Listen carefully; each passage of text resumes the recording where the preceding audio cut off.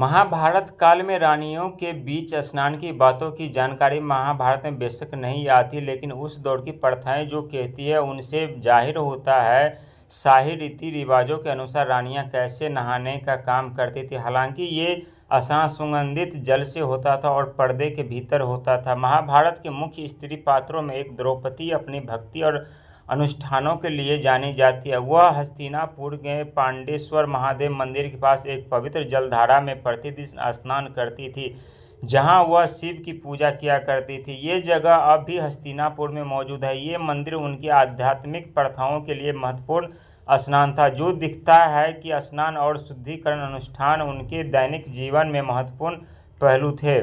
द्रौपदी महल के से सुबह दासियों के साथ नदी की ओर नहाने के लिए जाती थी। आमतौर पर जब राजमहल की स्त्रियों के लिए एक घाट निश्चित होता था जहां कोई और स्नान के लिए नहीं जा सकता था। रानियों को के नहाने समय आसपास सुरक्षा भी काफ़ी बढ़ा दी जाती थी। द्रौपदी आमतौर पर स्नान से पहले कुछ खास परंपराओं का पालन करती थी। उसमें उबटन लगाने से लेकर सुगंधित लेप आदि लगाना आदि होता था।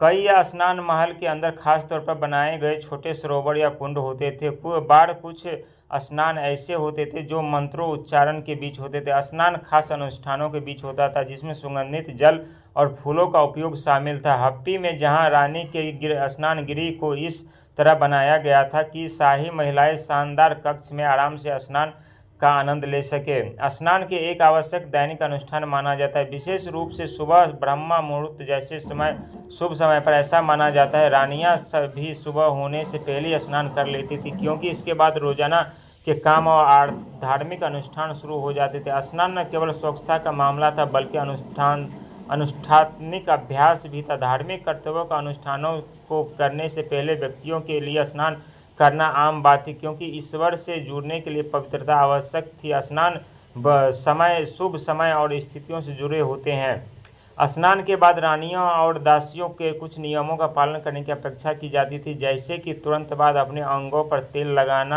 नहीं लगाना, यह सुनिश्चित करना कि वे गीले कपड़े न पहने।